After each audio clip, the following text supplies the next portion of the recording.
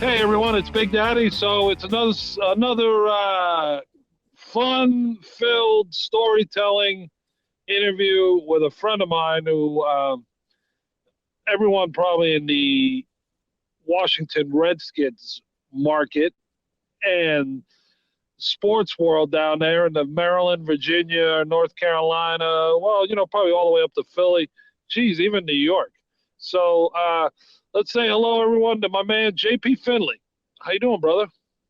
I'm great, man. That was a very kind introduction. Things are good here. It's the perpetual search for a quarterback in Washington. It never ends. Well, you know what? Obviously, I'm a little biased, and I have a lot of love for Ron Rivera. So I always wish him the best. I want him to succeed. And Jack Del Rio's another friend of mine who I've known for years. I mean, I've known Jack since his playing days. That's how far I go back with him. And nothing but success, especially for those two guys.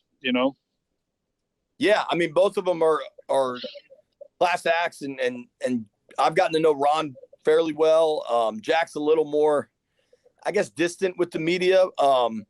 Both guys are super easy to root for, and they're coming off a tough season, especially defensively, where they fell back pretty significantly from 2020, where the defense finished the season on fire and they won a very down, but they won the NFC East. And they fell back pretty significantly this year. I'm curious what, if any, changes are made this offseason. But they had some tough injuries. Chase Young went down. They didn't get a lot out of their first-round rookie linebacker, Jamin Davis. I think Ron has said openly that going into year 3, this team needs to make a big jump, and I think he knows what that means. I think they've got to get in, win a playoff game next year, and honestly, I kind of think they'll be in a good spot to do it. They finished the 2021 season with the toughest schedule in the NFL, and I think that'll look a lot different next year. And I think. This league is hard, man, and a couple things break the wrong way, and it can kind of unravel a season. And I think they got to get off to a better start next year. But they still won 7 games with their backup quarterback playing all season and a defense that underperformed. So could they flip that and maybe get to double-digit wins next year when they're not going to face Patrick Mahomes, Justin Herbert, Aaron Rodgers, Tom Brady, Josh Allen, this litany of great quarterbacks they face? I think maybe they can. It's funny because you see how they have progressed, and obviously I keep a close eye on it because of the relationship. But the quarterback thing is going to be very interesting to see. Where does Washington pick this year? 11. The draft, 11. Well, obviously, you would think if they were going to go quarterback, probably the kid from Pitt, right? Pickett. Yeah. But who knows if he's going to be around there still, though.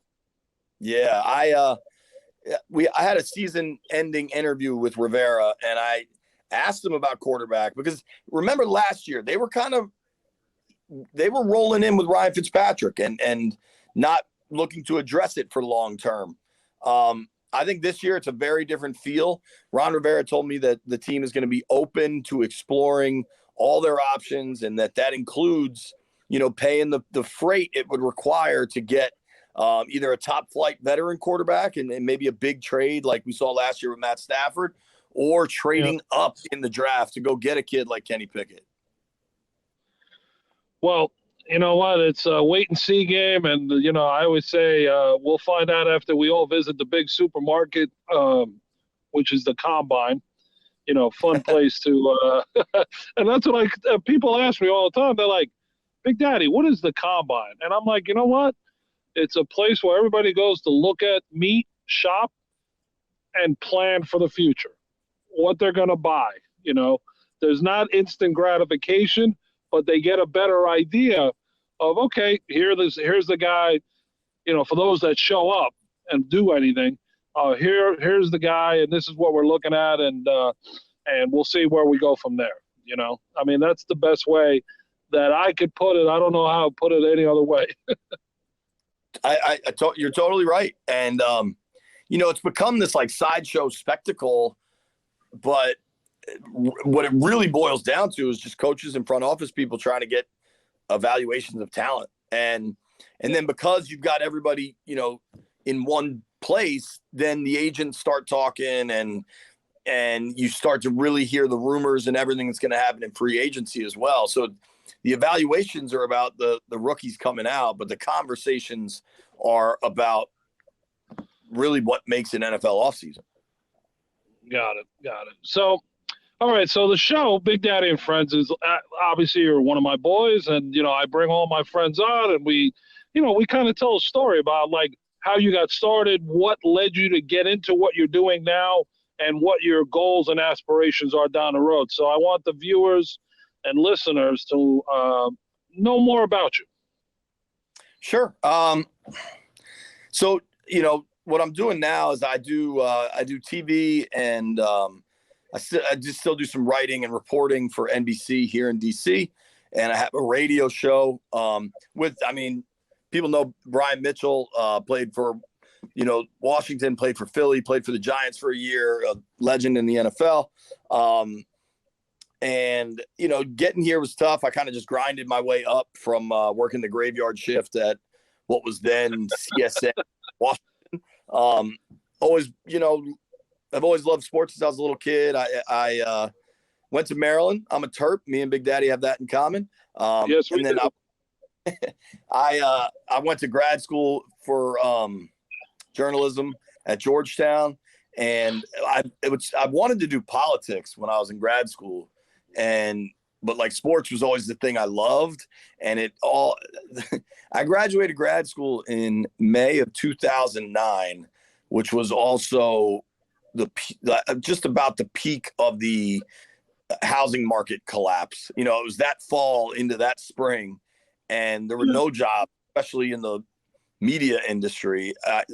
The only full-time job I could get was in Wilmington, North Carolina, which is it's a beautiful city. It's not exactly a big market.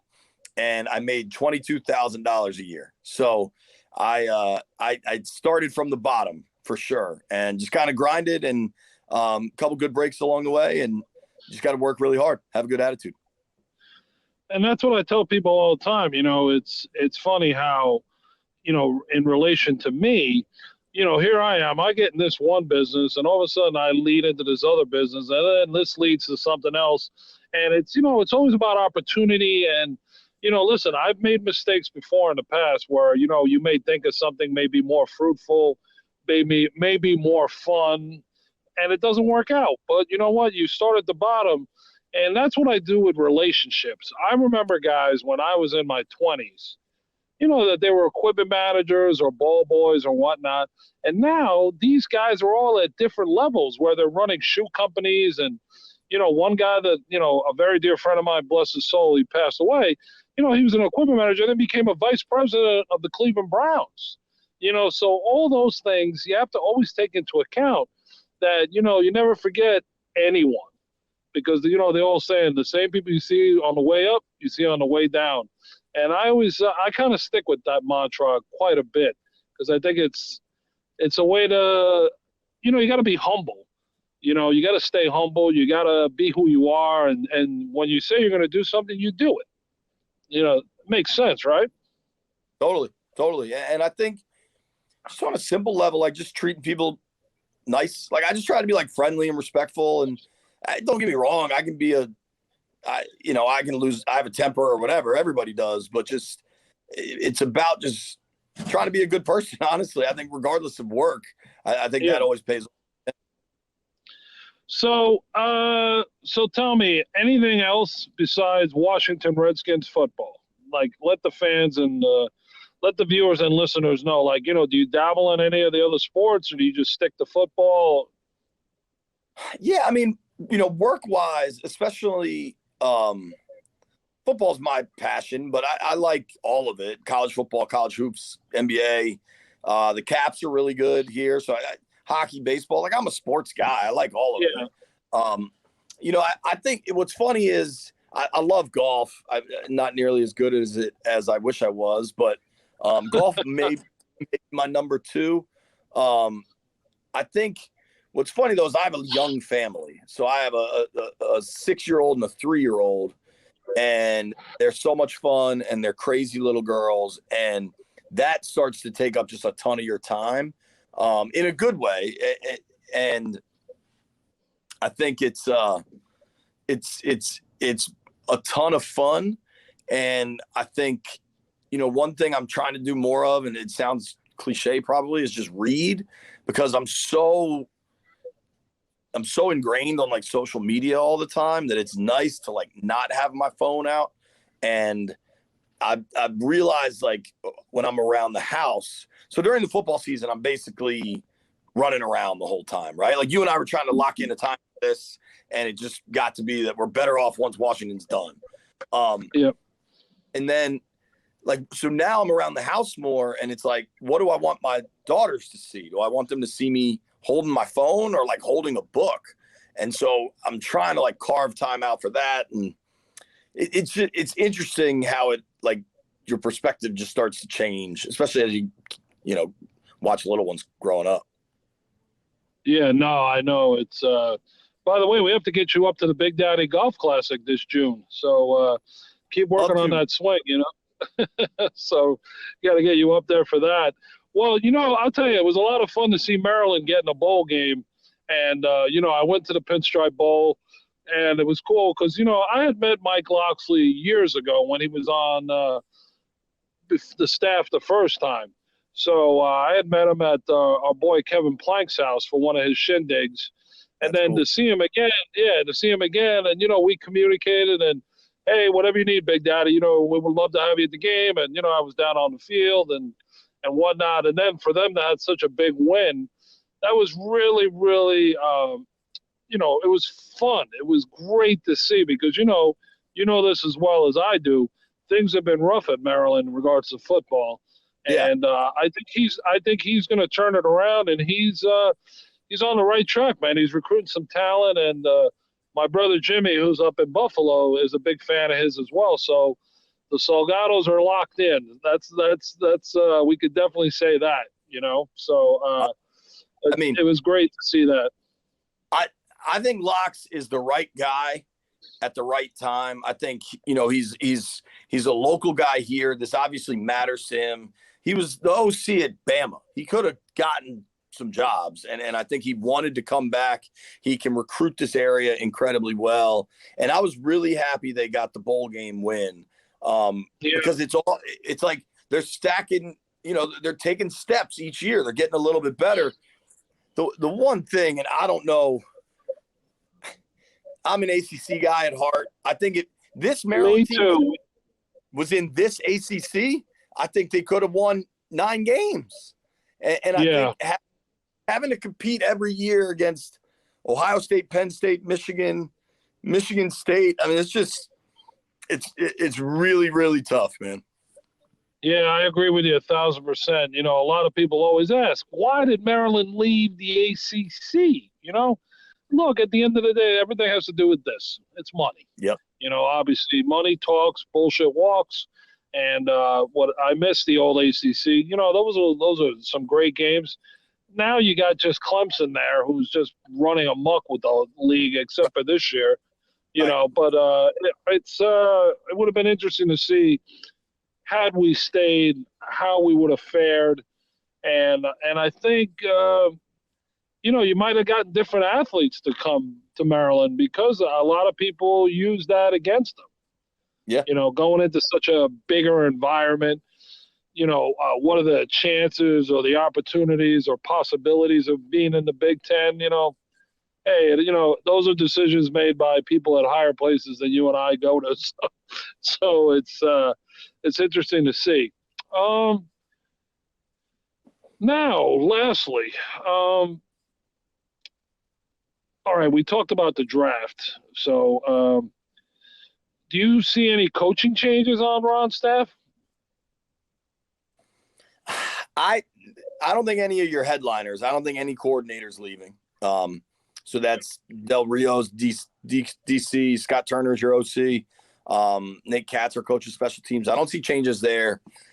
I think Ron really wants the continuity, but you see changes every year, right? And I don't mean an assistant position coach leaving, because those guys are often getting promotions to go to the college game or another city or whatever. The one I have my eye on, and it'll be really interesting, is Sam Mills, their D-line coach. Their D-line is underperformed. They've invested a ton. They have, 4 first-rounders on their defensive line, and I don't think they've gotten enough out of them, honestly. John Allen had a really good year this year, but that defense took such significant steps backwards. But at the same time, Sam Mills and Ron Rivera are really tight. They've been together since Ron got the job in Carolina, going all the way back to 2011. Mills came with him here. Ron's a loyal guy and takes care of his guys. So I don't know what will happen there, but I would look at that as the most interesting potential spot for change. Got it. And your audience, Sam Mills' dad was a stud linebacker for the Saints and then the Panthers. Oh, yes. Yes, indeed. Yes, indeed. That guy, you know what? He was Mighty Mouse, man. That guy brought the wood, and he brought the wood against people who were much bigger than he was, but definitely, may he rest in peace. Definitely a great player and an inspiration to a lot of people that probably at one point thought they couldn't do it. Well, he was the guy that you watched and said, wow, if he could do it, maybe I could do it. Kind of one of those type of people, and what do you call it? A role model. I didn't realize he's a Jersey. While we're talking, he's from Jersey and went to Montclair State. Yeah, he's a Jersey guy. And then, he played in the USFL all those years, or the 3 years that the league existed. And then Jim Mora took him with him to New Orleans, and the rest is history.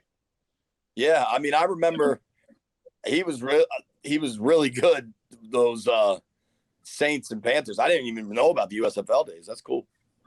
Yeah, he played when they had the Philadelphia Stars or the Baltimore Stars first. They played at College Park. And really? They were based in College Park, and then they ended up moving up to Philadelphia. So they went from the Baltimore Stars to the Philadelphia Stars, and then they were in the championship game 3 years in a row, if I stand corrected. They lost year one to I forget. I think it was the Michigan Panthers, and Bobby Hebert was the quarterback for the Panthers. Oh, cool. So they lost to them. And then year two, they played the Arizona Wranglers. See, I'm aging myself now. And then year three, I forget if they won but I think they won. They won two of those 3 titles, and then the league folded. Wow. But they definitely. And let me tell you something: the teams that he was on with the Stars, they had some studs. They had Kelvin Bryant at running back. They had Irv Eatman was an offensive lineman. They were blessed with talent. Their draft pool was definitely one to be admiring, saying, wow, who put this team together? And actually, I think the guy that put the team together was the GM, Carl, I'm trying to think of his last name. He was a GM for the Chiefs for a very long time. If you remember who he was. I'll try to look it up.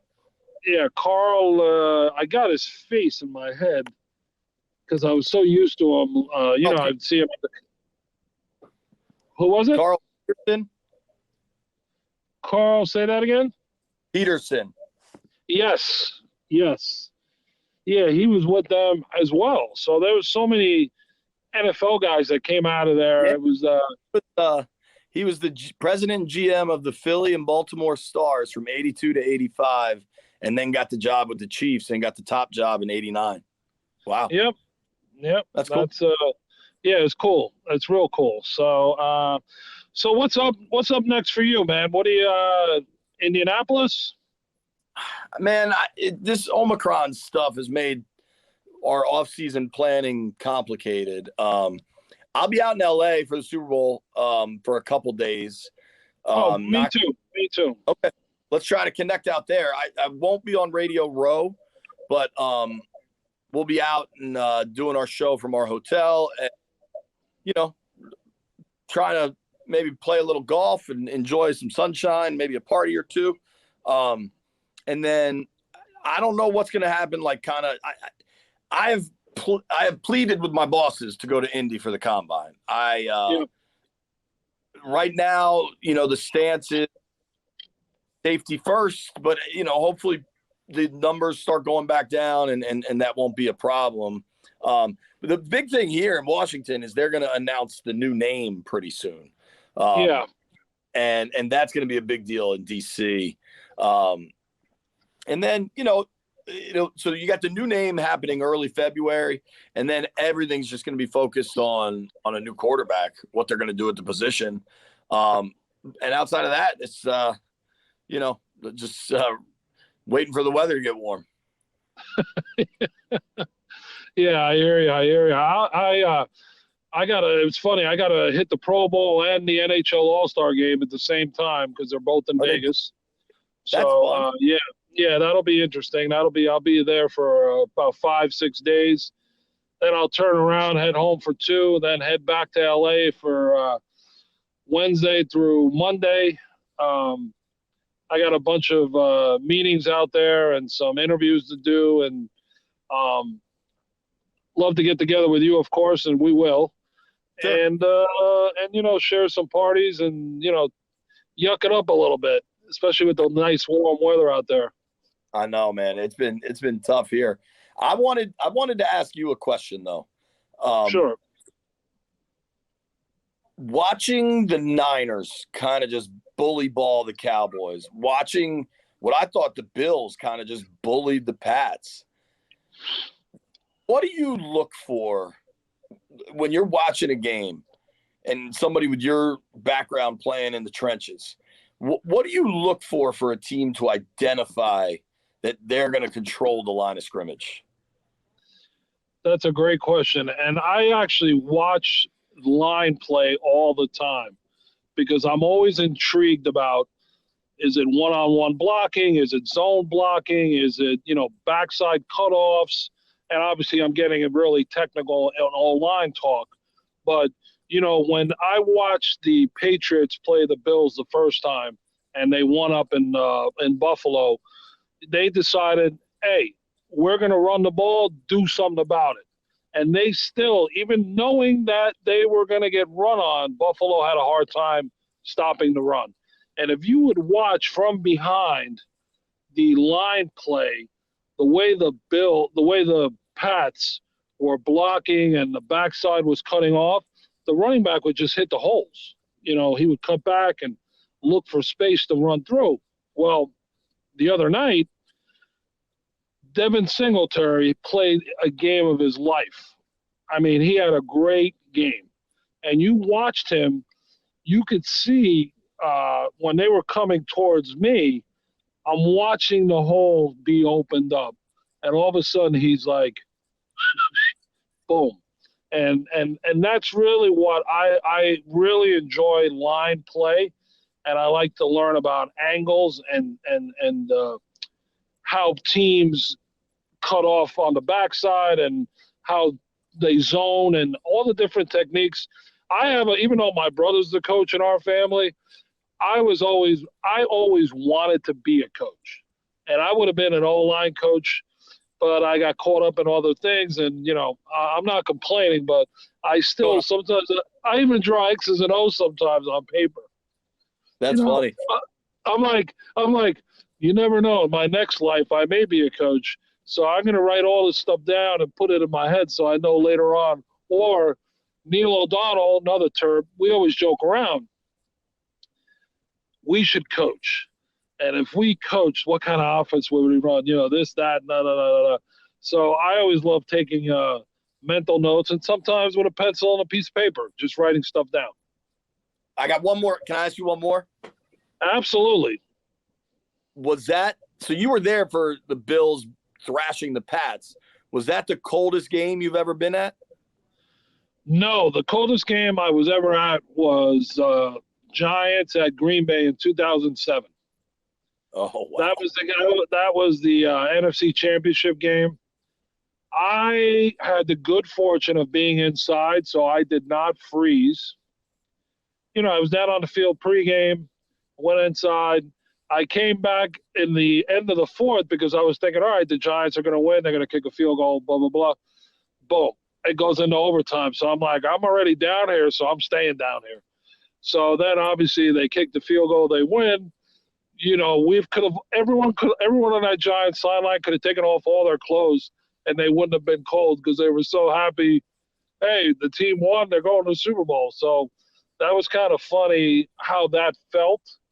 So I always say I can't really I wasn't a fan sitting in the stands. I was inside drinking hot chocolate and eating food and keeping warm and having the luxury of watching the game and having it on TV as well. So it was a lot of fun and a memorable moment and a great time. And I was blessed and fortunate to be a part of that run because it was a lot of fun.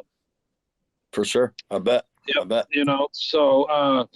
But anyway, all right. So listen, I know you already asked me 2 questions, but I'm going to give you a third. So think of something that you want to know and ask away. All right. Well, you kind of asked me how I got into what I do. How did you go from football to a national insurance practice? How'd you get into that business? Well, it's funny. A neighbor of mine I grew up with, he had played football at Syracuse, and he got in the insurance business. And he said to me, he goes, "Listen, you know how to talk, and you know a lot of people, so you should come work with me."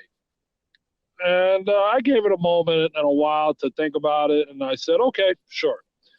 So then, after I go in, a lot of people may not realize this, to get in the insurance business and financial services, you got to get licenses and all that. And I'll never forget telling Neil O'Donnell, I said, "Neil, I'm studying more for this stuff than I did when we were at College Park." I'm like, you really got to hunker down. And as funny as this may sound, I ended up taking all these tests, right? But there was one particular test that I had a hard time with, right?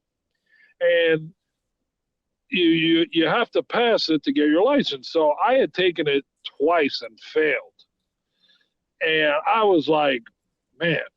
So as I'm pulling into take the test, the instructor goes, "Oh, hey, Mr. Salgado, how you doing today?" And I was like, "Look, if I don't pass this time, I'm leaving. I'm done. I'm going to go, I don't know what I'm going to go do. I'm going to go cut grass," because I felt this little lady who sees thousands of people every week because they're taking these tests, and she recognized my name. Like, talk about feeling little at the moment. But so then I get all these licenses and everything, and then the person that asked me to work with him gets up and moves. Oh. So I'm like, now what? I'm like stuck. I have all the contacts and everything, and but I'm by myself. So that was a little different. So it was kind of funny when you were running into people, they're like, "Big Daddy, what do you do? What do you do?" And a lot of people always ask, because even to this day, some people see me and they're like, they know who I am, but they kind of try to gather, what is it that you do? So I get into explaining, hey, I do this. But, when I go to games and whatnot, this is what I do. This is who I am. This is what I've been doing for close to 30 years. And I've been blessed and fortunate to work with the biggest names, not only on the sports side, but the media and entertainment side. I always tell people, look, it's not the size of the ship. It's just making sure that you have the ship protected. It doesn't matter who you are, because I have some of the names in media that everyone sees every night on TV, and it doesn't matter. My mailman's a client. It doesn't matter who you are. I'm here to provide a service to everyone out there, and I'm here to help you and do it in a practical manner, inexpensive manner, and it's an education. So really, I'm three things at once. I try to show you how to do it, how to save money, and do it with a friend. That's pretty much it. That's pretty cool. Yeah. So it's and like I said earlier, it's doing one thing has led into other things. Who would ever thought I would be a journalistic person? Meaning, all right, here you are at Fox Business doing this. Then all of a sudden you're on Fox News. And then all of a sudden, you have these great relationships with some of the biggest names in the news media world. And you're like, wow, I didn't go to school for it. All these journalism majors are like looking at you like, what the hell? How did this guy do? And I just looked, someone gave me an opportunity and I ran with it. Even the Big Daddy and Friends, same thing. Guy came from Fox and we started chatting, and I said, joking around, I go, look, I'm not going to book. I go, make me the talent and then I'll do it. And I was thinking by doing that, and this is all honesty, I would get rid of them, because then okay, Big Daddy, you could be the host. I'm like, here we go. Now, if you watch the other I've done almost 58 shows. Some of the names that I have on that on Big Daddy and Friends YouTube site, there's some pretty big names, yeah. And they're all people that I have relationships with. So it's guys like you. So listen, we're friends. I call you up, and that's it. So one of the coolest things is sitting with you, Super Bowl, Combine, whatever it is, and just like the people that come up to you. It's crazy, and it's everybody. And to your credit, it's the assistant strength coach from one team, or it's the head coach from another team. I mean, it's the entire spectrum. It's really remarkable. Well, thank you. But it's like I said, I try to keep it real and stick to my guns. And what if I say something, I'm going to do it to the best of my knowledge. And if I don't have an answer for you, I'll find the answer. That's pretty much it, man. So let's tell everybody where they can follow you on social media, find you, because the viewers, the listeners, they always want to know. So let's let everybody know. Sure. Yeah. My stuff's all pretty much the same. It's at JP Finlay NBCS, and Finlay's spelled with an A, Finlay. So Twitter, Instagram, Facebook, YouTube, all that stuff's the same. Well, listen, I got to say thank you for coming on. And, obviously it's being friends that makes it easier and a lot more fun. We got to shout out Danny Frank, because he introduced us. Yes, we do. Danny Frank, if it wasn't for you, my friend, we would have not met each other. And I miss Danny at he was at the bowl game. He actually invited me to sit with him. And I wasn't going to go until last minute. I ended up going, and then, I went down on the field and did whatever, then went up top. But, yes, Danny Frank gets all the credit in the world, and he's a great man, as are you. And we're all Terps, so we're all brothers, and we keep fighting the fight and move on, Absolutely, man. We need a basketball coach now. Yeah, I know. What's that all about? I watched the game the other night, man. I'm like, oh, jeez. Yeah, I had to deal with some guys too. That's just what I need. Danny Manning he's on the staff, right? Yeah, he's the interim coach right now. I mean, the last guy just quit. You can try to talk around it, but when you're the head coach and you step down in the middle of the season, that's called quitting to me. Yeah. That's again, we can never get inside the brain of that, but it is what it is. But anyway, so JP, thanks for being on Big Daddy and Friends. And to all the viewers and listeners out there, make sure you check us out. And you can find us at www.sportsnaut, which is spelled NAUT.com. We're on Apple Podcasts, Spotify Podcasts, and YouTube.com. Until next time, we'll see everybody real soon. JP, I'll see you in LA. Look forward to it. All right, my brother. Be well.